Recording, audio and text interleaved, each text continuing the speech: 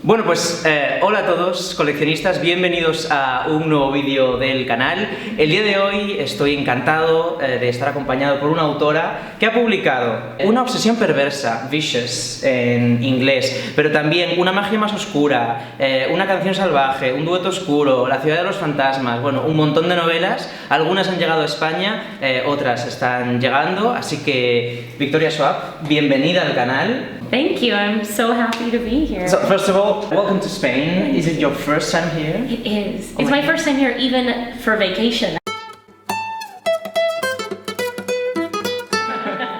So you're now promoting the final book from the Shades of Magic saga? Yes. You're on a worldwide tour. How does it feel to touring like that worldwide? Is your... It's surreal. It's surreal, it's strange. Actually, the Shades of Magic series has come out in Latin America on like the South American side, but it's just releasing here. But I'm here for the second book in the Vicious series. Yeah. And so it's like, I already as an author don't know what year it is, what time it is, what I'm doing, and this makes it even more complicated because I genuinely, when I land in a country, I'm like, what is the newest book in this country? Like, what are people just getting? But how do you feel with the Shades of Magic saga? You know, concluding like that. Well, it's not really over. Yeah, I know, but I will ask you later. But the trilogy, yes, the principal trilogy. Relief. Mm-hmm. It was daunting. It was frightening. It was overwhelming, and I'm very, very, very proud of it.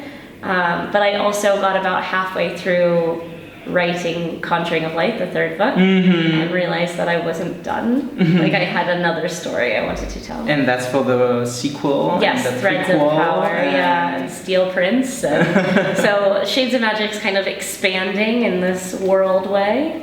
So you started publishing in 2011. I'm so old. Like 8 years ago. So old. And now you already have 14 books. 16. 16? 16. Oh my god. Well, Tunnel of Bones, which is the sequel to City of Ghosts, will be number 16.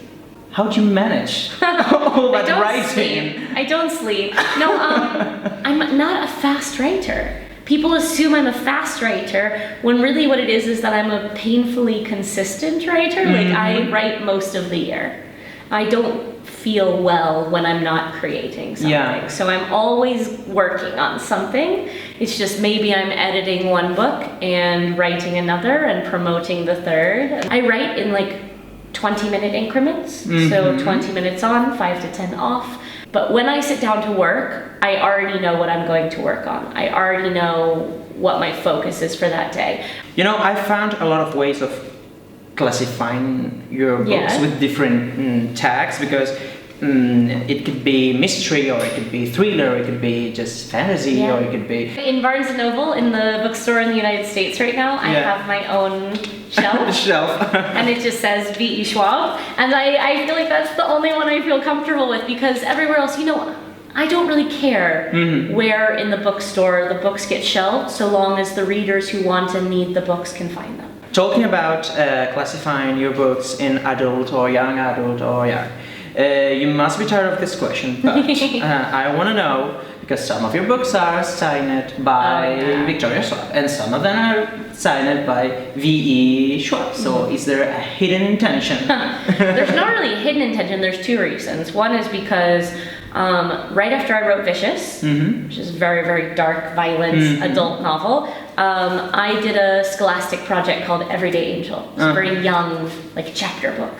And I didn't want the same name on both of those, because I would not want a 7 or 8-year-old to go from Everyday Angel and pick up Vicious and think, I know that author, these two things will be the same. So that's one reason. The other reason is that in the United States market, anyway, fantasy is very sexist.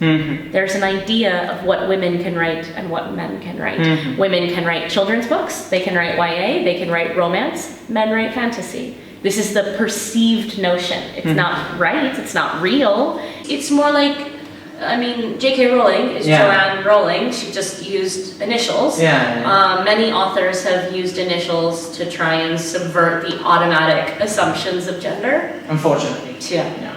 After reading your books, I think that you are a complete passionate of death. Yes, I am. Okay, so why is it so interesting to you to play with the concept of death and life and... I was a really morbid child. Like I grew up I had a sick parent, and when you have a sick parent, you're very aware of the proximity of death at all times. And I was very frightened. And so I'm not just interested in death, I'm interested in the flexibility of death, right? Like the idea that like death is not forever. So like in Vicious and Vengeful, death is not forever. Death is this threshold. In City of Ghosts, death is a threshold. In Savage Song, even death creates, right? I'm interested in the idea that there is something more after death, that something is created by death. Maybe I'm just trying to make myself feel better, but it's all of my stories explore the idea that death is not a permanent entity. Yeah, I really want to know about your method to the world building. Because I really think that your scenarios are wonderful. Thank you. So what's your technique? What's your method to create that world building? I start with setting. I start with the world, because the vast majority of my main characters are outsiders. They don't fit in, they don't belong. And in order to understand outsiders, you have to understand insiders. You have to understand the people who do belong. In order to understand insiders, you have to understand the world that they belong. Because we are all the product of our environment.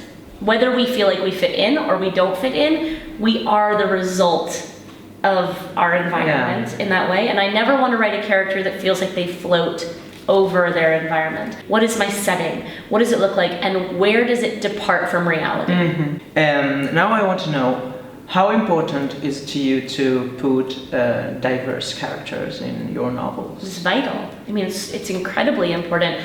I want my stories to represent the world in which I live, and I look around and I see diverse gender, diverse sexuality, diverse race, but also growing up, I was really in the closet. I was gay, and I couldn't sort through my feelings on it. And so part of the problem was that I never saw myself in books. So perhaps you started writing for you? Yeah, of course. I started writing because I wanted to see myself. I wrote Delilah Bard in Shades of Magic because I wanted to see myself. I wrote Victor Vale because I wanted to see myself. I had these pieces of myself I didn't see. And now I really get frustrated when I read new fantasy and they've made it look exactly like our world. I'm like, you have this opportunity to redefine the world, to make new rules. There will always be power balance, there will always be hierarchy, but it doesn't have to be the power balance and the hierarchy that we have in our world. Like straight, white, cisgender male people do not have to rule everything. In a fantasy novel, you have an opportunity to change something. So when an author continues to makes a brand new world from scratch and makes it follow all of the rules of our own, it kind of bums me out because I'm thinking that means they already see themselves. That means they don't need to affect change in the novel. So my books are very dark and very dangerous, but I want my characters from all backgrounds to see themselves in positions of power. I want the readers to see themselves through the characters. How much can you say about the prequel and the sequel that's already announced of the Shade of Magic saga, or about your new projects? Yes, well, the prequel comics have started coming out, the Steel Prince comics. The sequels will be set 7 years after the end of Conjuring of Light.